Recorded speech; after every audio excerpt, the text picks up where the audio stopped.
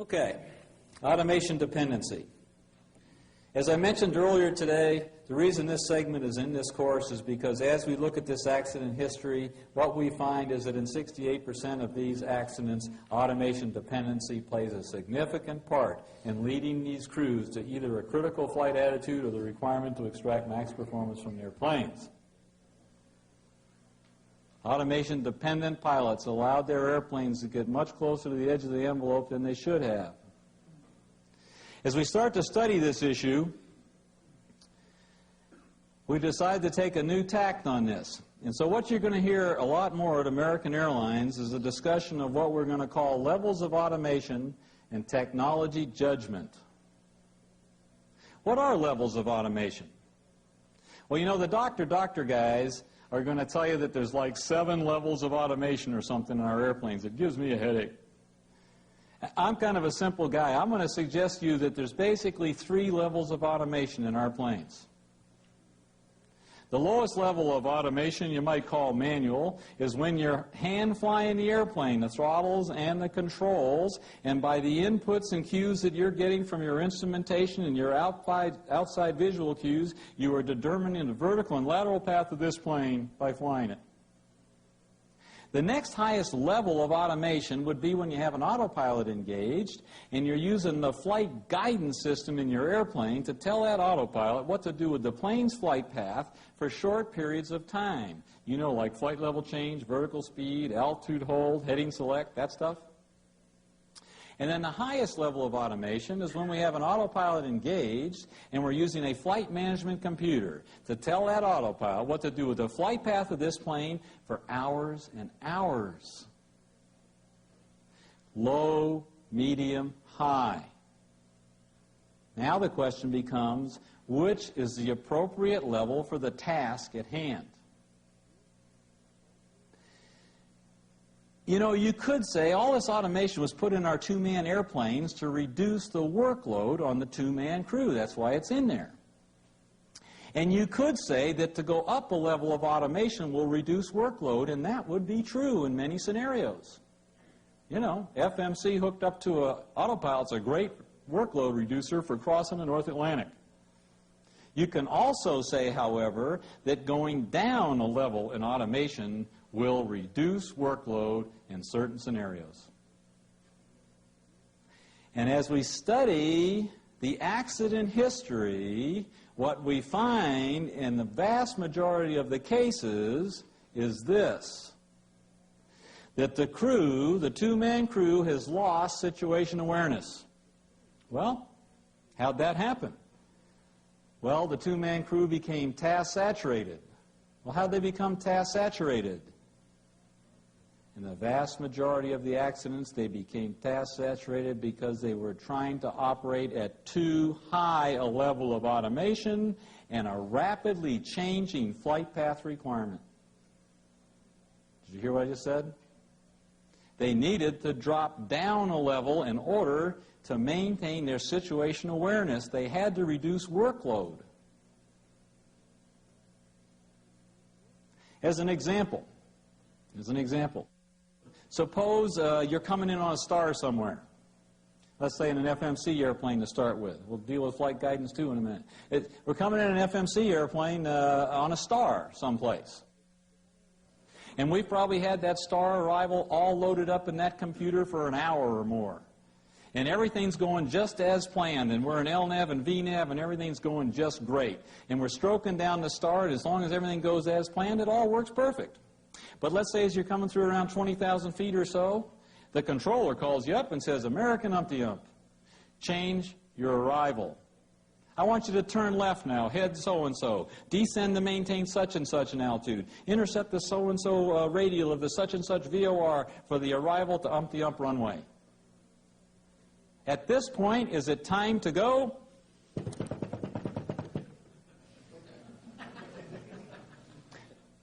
Or is it time to drop down a level? It's time to drop down a level, isn't it? I mean, what did he just say? He said, head so-and-so, heading select, so-and-so, descend to such and such an altitude, set it, flight level change. Now the plane's going where he asked us to go, in our heads up, and we know it is. And then he said, intercept so-and-so radial. Well, tune it in, identify it, present it, because you have to. That's given work. American Airlines says we must have that raw data presented to do this stuff. That's a given amount of work. Must be done.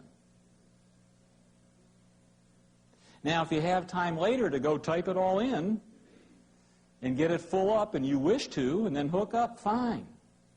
But it shouldn't be your initial move. Because what happens if you make that initial move? Well, two things happen. First off, the airplane's not going where you want it to go yet. Second, if one guy's typing and changing flight path, the other guy must check it, or gal. Let there be no doubt. We do not change the flight paths in these FMCs without both pilot agreeing that the new flight path is correct. The reason that is because these FMCs are not error resistant. They're not even close. By that I mean you can type into these FMCs something that is clearly wrong, and the FMC will do it. Likewise, you can type into these FMCs something that is absolutely correct, but because of a database anomaly that you have no way of knowing about, it comes up with the wrong answer. You got to check that work. It takes two people. That takes time. That task saturates the crew. Drop down a level. Reduce your workload. Keep your SA up. Another great example, it applies to you flight guidance airplanes just as well as the FMC kind of people. And I bet every pilot in this room has seen this. I bet you have all seen this act. Watch. I'm out there doing one of my once-a-month turnarounds, you know, that I get to do. And so I'm out there doing one of those. I think it was a Vail turnaround. In fact, Doug was on my jump seat watching, and we'd gone out to Vail, and we're coming back, and we're doing one of those arrivals. You know, the coming in from the northwest at Dallas. They used to call it the Boyd's arrival. Now it's called the Bowie arrival. And it's a perfect day. I mean, it's beautiful. It's clear. The only kind of day I fly on. And so we're roaring down the Bowie arrival, which I have had programmed up in my FMC since Colorado Springs, you know what I mean? And everything's going perfect. LNAV, VNAV, perfect. And I'm coming down the Bowie arrival, everything's synced up just great. I can see the airport up there, out in the distance. I got everything in sight. I'm coming through 10,000 feet. I'm all programmed up for a one-way 1-8 right arrival, aren't I? Right?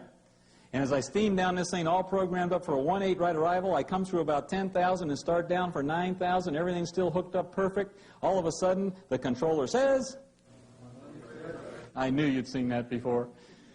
The controller says, change your runway to 13 right. Well, I'm about 26 miles out. There's the airport. I can see that piece of pavement. And as I extend that piece of pavement, I can see that line's right on my nose, i.e. I'm coming up on the final approach course. Even though I'm 25 miles out, the final approach course now is right in front of me, isn't it?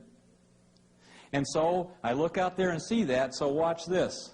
From the highest level, LNAV, VNAV, boom, click, click, click, click, straight to the lowest.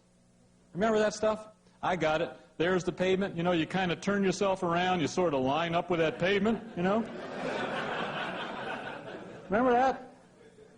Then you go all lined up with the pavement. Now listen, believe me, I am not faulting my co-pilot. I am not. We created him, okay? My co-pilot goes, I'm flying, you know, I'm turning around here. I'm saying, hey, would you put in the ILS for 13 right? I could use the glide slope, you know, 1091, would you? You know, there's airplanes going over my head for 18 right. There's a guy right in front of me. I don't have spacing on him now. I got stuff to worry about, don't I? Heads up stuff. It's probably not a good time to be typing. You know, I mean, let me ask you this. In that scenario, you know, there's the airport, here's me, perfectly clear. What can the computer possibly bring to me that I don't already have? But you see, we have become what I call children of the magenta.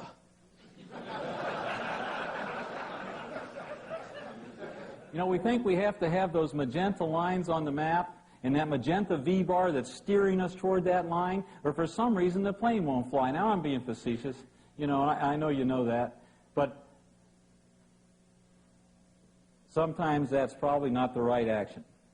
Another, you might be interested in knowing that along that line and that kind of issue, we had a Fokker aircraft a couple, 3 months ago coming in for either center or left, and they gave him a sidestep to 17 right. Now he's visual. He's 10 or 12 miles out. He can see the airport straight in. All he's got to do is sidestep, and they go down. And the other pilot watches him, and they land on approach control frequency with no clearance. You got to pick the appropriate level of automation for the task at hand. To that end, we've determined that we have to change the culture that drives us to attempt to operate at the highest levels at all times. We created this culture. I mean, the whole industry created this culture. And it needs to be changed. And to that end, we have a new course called Human Factors in Safety Training, and it's going to focus on exactly that. You'll be getting that in recurrent training, and everyone seems to be pretty happy with it. It's going to focus on levels of automation and technology judgment. Read that top bullet to yourselves, if you would, and tell me if you know what I'm trying to say with that.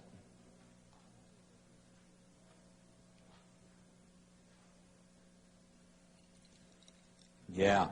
I had a guy up in New York last month. He says, "Oh, you mean be the ball." That is what I mean. I'm going to change the slide. That's what I mean, be the ball. You know, I mean, have you flown with this guy now? And if this is you I'm talking about, do not be defensive. The industry, we created you like this. But if you've flown with this guy, you take off in your airplane, and I don't care if it's clear or weather, let's make it a clear day. And you take off and you lift off, you gear up, you know, you go through first segment climb, second segment climb, you clean up, you set climb power, and everything's going pretty good. You're coming through about 600-700 feet, and my co-pilot says, "Hey, could I have the center autopilot in command?" That's fine. I have no problem with that. Put the center autopilot on. Now that the center autopilot's engaged, though, watch his body English. Watch his body English. Oh, the autopilot's on now. Hand leaves the controls. Hands leave the throttles. Feet fall to the floor. Hands fall to the lap. He's at peace with himself. You see, the autopilot's got it now. We cannot afford it. Now, you guys and gals know I don't mean 35,000 feet. But when we're down there in the pattern, we're maneuvering, we're changing configurations, we got power settings going back and forth. The pilot flying, even though the autopilot is on, has got to remain tactilely connected to this plane and mentally flying it, doesn't he? So he will quickly recognize any deviation from acceptable performance parameters or intended flight path. I mean, look at Bucharest. As you may remember, an A310 aircraft, which is a conventionally flown aircraft and behaves much like an A300, Boeing 757 or 767, experienced an autothrottle malfunction on departure from the Bucharest airport. Due to weather conditions at the time, there was no visible horizon. When climb power was selected, investigators believed the right throttle mechanically jammed. Since the autothrottle system senses total thrust required for climb power, the left throttle was slowly retarded to idle. As a result, the aircraft's 18-degree nose-high attitude diminished to 0 degrees. The aircraft continued to bank further to the left. Passing through about 40 degrees as the thrust differential increased, the aircraft continued rolling until it was nearly inverted. Look at Bucharest. If the co-pilot had just had his hands on the throttles, 128 people would still be alive today. That alone. The autopilot and autothrottles have limitations that affect performance. I think after today's discussion, there's no doubt in anyone's mind about that. And this bullet, boy, this is now coming to the fore more and more often. We see automation-dependent crews lacking confidence in their own ability to fly an airplane are turning to the autopilot in an attempt to resolve a deteriorating situation. And instead of saving them, the autopilot kills them. And then this, the autopilot and the autothrottles, however good, cannot recover the airplane from a critical flight attitude. So, as many of you seen coming to your manuals, all fleets, and each of these respective areas where they are treated, We're talking now about disconnecting the autopilot and the autothrottles in order to maintain control and extract maximum performance for each of these things. And we've talked about all these today: unusual attitude recoveries, microburst, high altitude upset, GPWS mode 2 terrain warnings, engine failure, low altitude, low energy, flight instrument malfunctions, mid-air. Well, we haven't talked about mid-air collision avoidance, but that's a perfect example of automation dependency. Let me tell you a story about me. This is me. I participated in this. I mean, you know how in training in a highly automated airplane, we start you out on day 1 typing, and on day 10 you're still typing when you finished? Well, last time I did a key, one of the last times I did a key about 2.5 years ago in the 7576 program, before Cecil started beating up on me here with this. I had a captain and a co-pilot. I picked them up on day 6. Great guys. They were doing a super job. They already knew their stuff, and anytime I suggested something to them, they did it that way the next time. It was great working with them. They did a super job on day 6, 7, and 8. Day 9, we went into the rating ride. They both did great on the rating ride. Day 10, the loft period, I've got the captain for his loft. I'm going to have him fly from Orange County, Santa Ana, up to San Jose, okay? It's going to be a perfectly clear day. I want him to do that noise abatement departure. And the one thing he doesn't know, though, is that I've got an MD-80 coming down the beach. You know how in the simulator, in the CAE simulator, we can put that hard target out there, and I've got that guy coming down the beach at 5,000 feet. This captain doesn't know it, but he will hit this guy if he doesn't do something, okay? So he does the noise abatement departure. Levels off at 5,000 feet. He's coasting out toward the beach. He hooks up his autopilot and autothrottles. That's great. He's got them hooked up. Now watch what this captain I trained does when he sees that MD-80. He goes, "Oh, look at that. Give me vertical speed up right now. Now, give me flight level change. No, get the altitude window up. Now give me flight level." I'm sitting on my jump seat going, "I am so sorry. I did not mean to make you like this." I mean, I really didn't. See? I didn't. I never would have thought a guy would have tried to use an autopilot to avoid a midair. But when you think about how we have brought people up in highly automated airplanes, it's kind of understandable, isn't it? And I contributed to that. Obviously. And so I think everyone in this room knows what I'm driving at. Clearly. What should he have done when he saw that he was going to have a midair? Click, click, click, click, right? Because a pilot with the controls and the throttles in his hand will do what it takes not to hit a plane he can see, I promise. On the other hand, the autopilot is incapable of leaving altitude in any mode in less than 0.23 miles. It is in the algorithms. And autopilot does not understand the command, now. This yellow stuff on the bottom, hold controls in position and disconnect, that came from Dale Rance. Dale Rance is the chief test pilot, Boeing 747 project. Dale said, "Van, you know, I agree with you on all of these issues here that they need to be disconnecting their autopilots and autothrottles. But be sure and remind them of this. When they disconnect, hold the controls tightly." And there's good accident history on this. What Dale is saying is the autopilot has probably started to do something in pitch and or roll that is essentially correct for what's going wrong. So when you disconnect, hold on tightly. Do not grab it with a wet noodle hand, disconnect, and have the yoke jump out of your hand. There's some real interesting history on that, like the 7-4 that lost number 4 and ends up rolling inverted out there when the yoke jumps out of his hand. Hold on, disconnect, make that your starting point, go from there.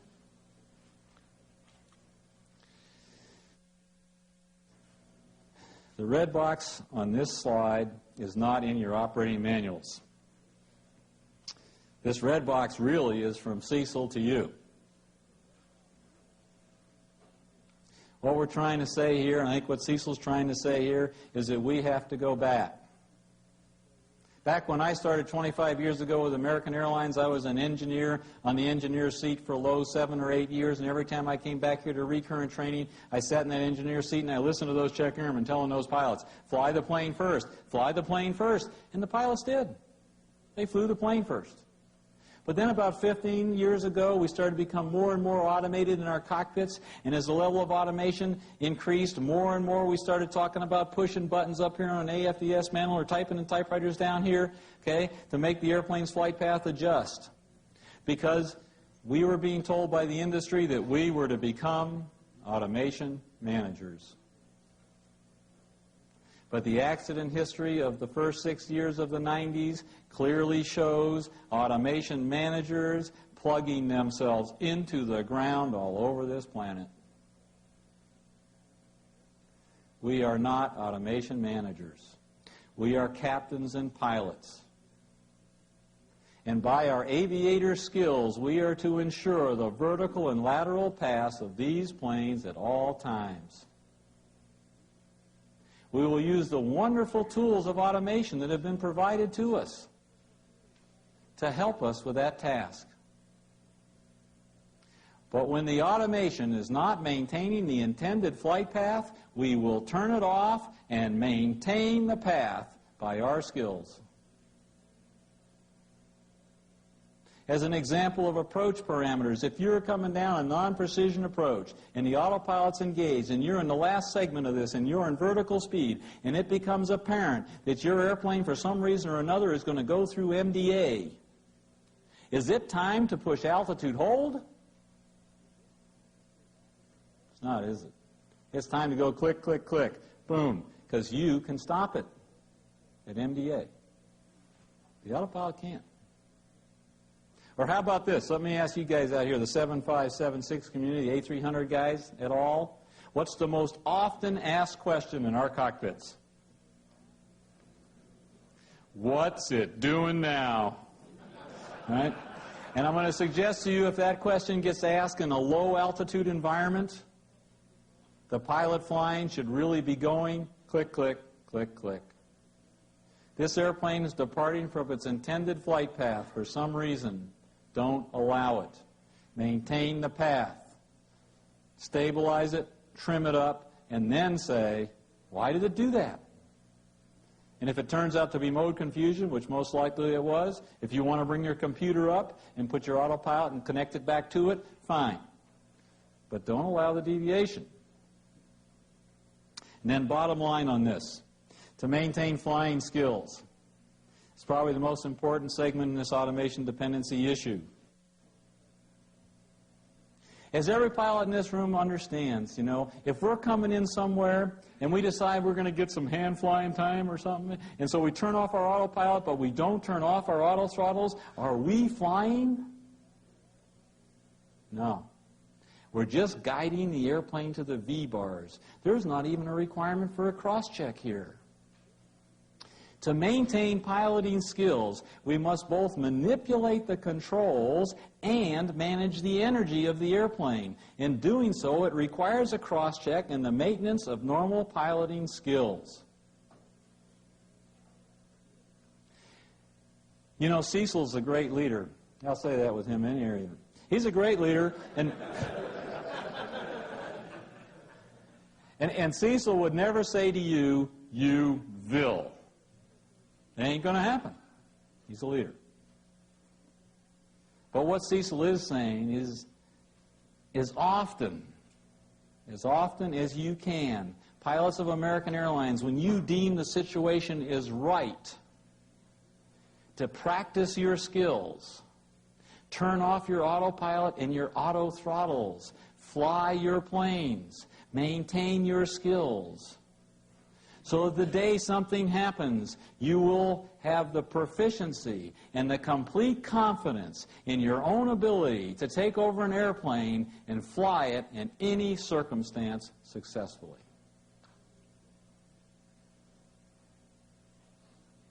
Listen to what I just said. I didn't change any procedure in American Airlines. None of them. If you take off with the autothrottles on, take off with the autothrottles on. What I said was, when you turn off the autopilot with the intention of hand flying to maintain skills, turn off the autothrottles too. Maintain your skills. We are, first and foremost, captains and pilots. But we must also be effective cockpit managers. On our automated flight decks, we must manage the various levels of automation available to us. Clearly, increasing levels of automation will reduce workload in most scenarios. However, we must change the culture that drives us to operate at the highest levels at all times.